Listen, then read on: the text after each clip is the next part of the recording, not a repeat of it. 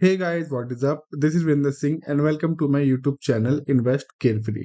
अगर आप भी सेविंग करना चाहते हैं, क्योंकि ऑफ कोर्स सेविंग करना जरूरी भी बहुत है, बट आपकी सैलरी या इनकम बहुत लो है जिसकी वजह से आप सेविंग कर ही नहीं पा रहे हो, सो डोंट वरी। आज इस वीडियो में मैं आपको कुछ ऐसे तरीके, कुछ ऐसी टिप्स बताऊंगा जिनकी मदद से आप लोग लो इनकम में भी सेविंग कर पाए। देखो, सेविंग करना बहुत जरूरी है, जितना आपको लगता है उससे भी कहीं ज्यादा जरूरी है, क्योंकि सेविंग ही है जो आपके बुरे वक्त में आपके काम आएगी। कभी कभी लाइफ में कुछ ऐसे मोड़ आ जाते हैं जब आपको समझ आता है कि अगर आपने सेविंग की होती तो शायद आपको अब इस प्रॉब्लम से निकलने में ज्यादा टाइम नहीं लगता। पर गाइस, कोई बात नहीं, इट्स नेवर टू लेट। इस वीडियो में मैं आपको ऐसे तरीके, ऐसी टिप्स बताऊंगा जिससे आप लो इनकम, लो सैलरी में भी अपनी सेविंग स्टार्ट कर सकते हैं। एंड गाइस, बिलीव मी, 2 या 3 साल बाद जब आप अपनी सेविंग्स की तरफ नजर मारेंगे तब आपको पता चलेगा कि आपने कितना अच्छा स्टेप लिया था। तो बिना टाइम वेस्ट किए फटाफट से वीडियो को स्टार्ट करते हैं।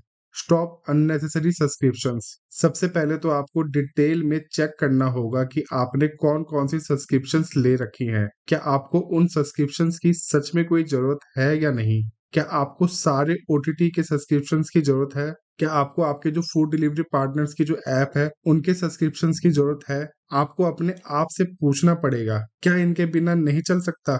अगर चल सकता है तो उसी टाइम उस सब्सक्रिप्शन को कैंसिल कीजिए। एंड हाँ, आपको अपने वाईफाई का प्लान भी चेक करना चाहिए। क्या प्लान डाउनग्रेड करके आपका काम चल सकता है? अगर चल सकता है तो जल्दी से जल्दी उस प्लान को भी डाउनग्रेड कर दीजिए, उस प्लान को भी चेंज कर दीजिए। अगर आप अपनी सारी सब्सक्रिप्शन पे ढंग से ध्यान देंगे तो आई एम श्योर आपको 1 या 2 सब्सक्रिप्शन तो ऐसी जरूर मिलेंगी जिनकी आपको कोई भी जरूरत नहीं है, एंड आपका कुछ तो पैसा जरूर बचेगा। Reduce your expenses. Second point है कि आपको अपने खर्चे कम करने पड़ेंगे।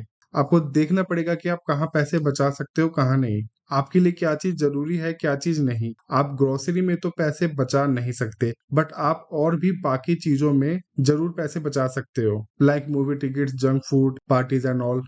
एक्सपेंसेस कम करने के लिए सबसे बेस्ट है कि आप कोई भी चीज परचेज करने से पहले एक बार सोचो कि क्या आपको सच में इसकी जरूरत है या नहीं। क्या इसके बिना आपका काम नहीं चल सकता? अगर चल सकता है तो वेल एंड गुड। इसको अप्लाई करके आप देखेंगे कि आप धीरे धीरे अपनी एक्सपेंसेस बहुत ही आसानी से कम कर पाएंगे। इसके बाद है ओनली नेसेसरी शॉपिंग्स। आपको कभी भी अननेसेसरी शॉपिंग नहीं करनी। आपको उतनी ही शॉपिंग करनी है जितनी आपको सच में जरूरत है। कभी भी सेल्स को देखकर अट्रैक्ट मत होइए। कोई भी चीज परचेज करने से पहले 30 डेज के रूल को फॉलो कीजिए। 30 डेज तक का वेट कीजिए किसी भी चीज को लेने से पहले। एंड जब 30 डेज हो जाएं, फिर अपने आप से पूछिए कि क्या अब आपको इस चीज की जरूरत है या नहीं। 90% चांसेस हैं कि आपका आंसर नो ही होगा। अब आपको उस चीज की सच में कोई जरूरत नहीं होगी। सो कुछ भी परचेज करने से पहले वेट कीजिए, सोचिए, एंड उसके बाद परचेज कीजिए। अगर आप शॉपिंग बहुत ही ध्यान से करेंगे तो आप देखेंगे कि आप कुछ ही महीनों में अच्छे खासे पैसे बचा रहे होंगे। अब गाइस, हमारा जो लास्ट पॉइंट है वो है ऑटोमेट योर इन्वेस्टमेंट। अगर आप बताए गए स्टेप्स को सही से फॉलो करोगे तो आई एम श्योर आप अपनी टोटल इनकम या फिर टोटल सैलरी में से 15 से 20% की सेविंग तो कर ही लोगे। तो आपको ये सेविंग अपने बैंक अकाउंट में ऐसे ही नहीं छोड़नी। आपको ये अमाउंट, ये सेविंग कहीं ना कहीं इन्वेस्ट करनी है। अगर आपको स्टॉक मार्केट की नॉलेज है तो आप स्टॉक मार्केट में इन्वेस्ट कर सकते हैं, नहीं तो आप इंडेक्स फंड या फिर म्यूचुअल फंड में भी इन्वेस्ट कर सकते हैं। एंड हाँ, आपको अपनी इन्वेस्टमेंट मैनुअली तो बिल्कुल भी नहीं करनी। आपको एसआईपी प्लान चूज करना है, एंड आपको मंथली आपकी जो भी इनकम है उसका 20% आपको इन्वेस्ट करना ही करना है।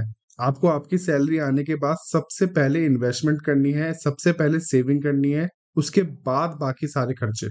एक बार मैं एसआईपी कैलकुलेटर ओपन कर लेता हूं ताकि आपको आइडिया लग जाए कि आपकी सेविंग आपको कहां से कहां ले जा सकती है। तो गाइज, मान लेते हैं कि आपकी जो टोटल इनकम है, जो आपकी टोटल सैलरी है वो 25,000 रुपीज है। तो 25,000 का जो 20% होता है वो होता है 5,000 रुपीज। तो हम यहाँ पे 5,000 रुपीज डाल देते हैं। ये मैंने यहाँ 5,000 रुपीज डाल दिया है। इसको हम 12% ही रहने देते हैं। अप्रोक्सीमेटली आपको 12% का रिटर्न म्यूचुअल फंड्स में मिल ही जाएगा। इसको सबसे पहले कम करते हैं। सिर्फ और सिर्फ 2 साल का देखते हैं। 2 साल के अंदर आपने जो सेविंग करी होगी वो करी होगी 1,20,000 रुपए की, जिसके ऊपर आपको 16,000 रुपए का इंटरेस्ट मिला होगा। अगर आपका पैसा सिर्फ बैंक अकाउंट में पड़ा रहता तो आपको सिर्फ और सिर्फ 1,20,000 रुपए का ही बैलेंस दिख रहा होता, बट यहाँ पे आपको 16,000 रुपए का रिटर्न भी मिला है। अब इसको बढ़ा के कर देते हैं 5 साल। ये देखिएगा, इस 5 साल में आपने लगभग 3 लाख रुपए जमा कर लिए होंगे एंड जो आपको रिटर्न मिला होगा वो मिला होगा 1,12,000 के आसपास का। अब इसको बढ़ा के एक बार 7 साल कर लेते हैं। 7 साल में आपने 4,20,000 रुपए जमा कर लिए एंड जो आपको रिटर्न मिला है वो मिला है लगभग 2,40,000 का। अब इसको बढ़ा के एक बार 10 साल कर लेते हैं। ये देखिएगा, 10 साल में आपने 6 लाख जमा कर लिया एंड जो आपको इंटरेस्ट मिला है वो 5,60,000 के आसपास का इंटरेस्ट मिल चुका है।